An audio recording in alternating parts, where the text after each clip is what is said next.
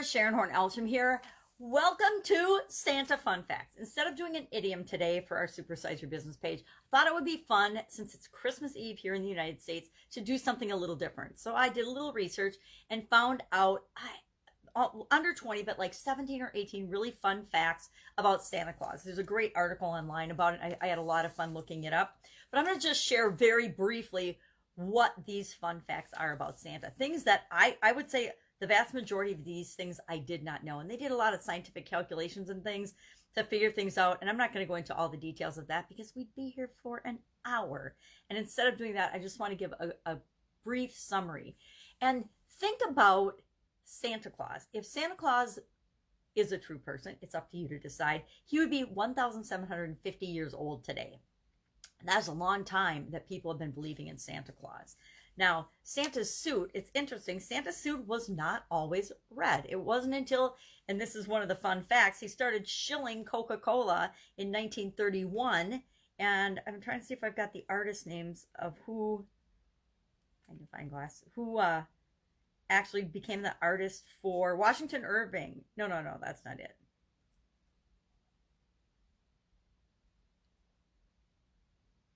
Oh, Haddon Sandblom in 1931 began drawing Santa Claus for Coca-Cola and did for decades. And that's where the red suit came from. Now, Santa Claus and his suit were tan before. It's also been other colors, green and gold and blue even.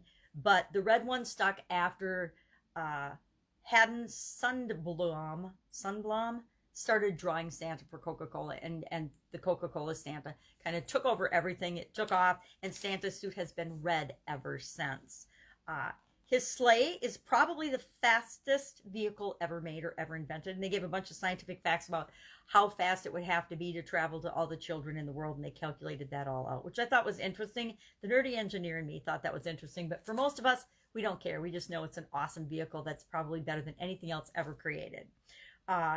He's only worn his red suit since, again, they started shilling Coca-Cola, or he started shilling for Coca-Cola. He was a bachelor for many, many years. It wasn't until 1849 when James Reese wrote a Christmas legend that Mrs. Santa Claus appeared on the books.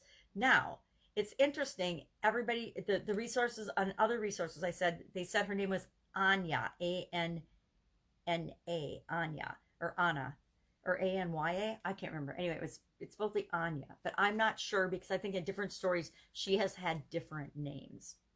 The chimney delivery system was actually created by the same person who wrote The Headless Horseman. That's Washington Irving. And in 1812, he told the story that Santa actually didn't throw presents in the window. He actually went and came down the chimney to deliver the presents for children. Nobody's sure who wrote The Night Before Christmas. I don't know. There's some controversy and a continuing controversy over who actually wrote The Night Before Christmas. All of Santa's letters addressed to Santa Claus, all the letters addressed to Santa Claus, you'd think they'd go to the North Pole. They're all delivered to the same post office, but they're not delivered to the North Pole. They're delivered to Santa Claus, Indiana, since 1914. And every letter that goes to Santa Claus, Indiana, that has a return address. Each child that sends a letter to Santa Claus receives a letter in return, which I think is absolutely fantastic. There's a whole group of the postmaster and a group of volunteers there write to every child that sends a letter to Santa Claus, which I think is absolutely incredible. And it actually makes me want to try and have my granddaughter send a letter to there and see what kind of a response she gets back. So maybe we'll do that next year as a fun little tradition. Santa probably needs a few more reindeer, according to their calculations. The sleigh, in order to deliver a gift to every child under a certain age, and again, they crunched all the numbers for this, the sleigh would weigh 400,000 tons. So if it weighed 400,000 tons, they need more than the 9 reindeer that Santa is reported to have. Dasher, Dancer, Prancer, Vixen, Comet, Cupid, Donner, Blitzen, and of course, Rudolph. But according to their calculations, they would need 360,000 reindeer for liftoff. There's heated debate about what Santa's salary should be. They actually had an organization, insure.com, that tried to calculate Santa's salary, and they said he should make $140,000 a year. And then they polled people, and people said he should make between $1.8 billion a year and nothing. He should just keep doing it for free or gratis. But I think it's interesting that people actually thought about what Santa should make for a salary. And I'm sorry, Santa should make more than any politician makes when it comes to salary. That's just my personal opinion. There's no love lost with the Philadelphia Eagle fans. During halftime of a game, they were losing the game, and Santa came out to do the halftime show, and he was booed and had snowballs thrown at him and said he would never appear at a Philadelphia Eagles game again. Two towns claim to be the original home and the home currently of Santa Claus: the North Pole, Alaska, and a place called Rovaniemi, Finland. They both have claims to it. Marvel Comics named Santa the most powerful mutant ever. He has a pilot's license from the United States in 1927. The United States literally gave Santa a pilot's license so that he could fly over the United States. And he and Mrs. Claus both have Canadian passports that were issued in 2013. So where indeed does Santa live? That is a good question. Sorry about that. Christmas was once against the law. Did you know that? I don't think I knew that until I was doing some research this year. But in 1659, the Puritans in Boston, thank you Boston Puritans and the Church of England, outlawed Christmas till about 1681, I think it was. I'm not looking at it, I didn't look it up, but I read it about a week ago that between 1659 and 1681, I believe, it was against the law to have Christmas in Boston. But then again, the mid 1800s, that law was repealed, and then it didn't really become popular though until the mid 1800s is when Christmas really started to take off. Maybe it had something to do with, merchandising and products.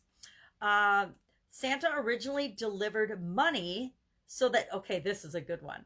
Santa originally delivered money so that kids would not have to grow up, mostly girls, to be contessas. St. Nicholas in the 4th century was a bishop in Partarn or something, which is Turkey now. And back then, people would sell their children, mostly girls, to be sex slaves, and he wanted that to not happen. So he would literally pay the families of daughters. He would throw money in the windows on Christmas so that they wouldn't sell their kids into slavery or sex slavery. Santa eats way too much sugar. Apparently, he eats about 374 billion calories. And they did a whole bunch of calculations about that and how big he would be if he were to eat 2 cookies at every stop that he made. He gets most letters from France. Actually, the most letters per year for Santa come from France at 1.7 million. 1.7 million kids in France write to Santa Claus. And in Canada, it's 1.35 million. And the United States and Mexico each have about 1 million letters to Santa every year. And finally, there is no Santa Claus in Ireland, which is interesting. They don't have a Santa Claus in Ireland. There's Santas all around the world by different names, of course. But in Ireland, they have Yule lads. They have 13 different Yule lads. And this is cool. They actually deliver presents and gifts to children between December 11th and January 6th, every single day. And they have different fun characters that deliver the presents the different days. They rotate through the period, but they have 13 different Yule lads with fun names that I didn't capture, but for them, there is no one Santa Claus in Ireland. Very interesting, I thought. Oh, no, Iceland. Not Iceland. Not Ireland. Iceland. In Iceland, they have the Yule lads. Not Ireland. What am I? They both start with I. So that's just some Santa fun facts for today, deviating from our idiom. I'm sure I'll go back to sharing an idiom tomorrow. What does it mean? Where does it come from? And how might you use it in your business today?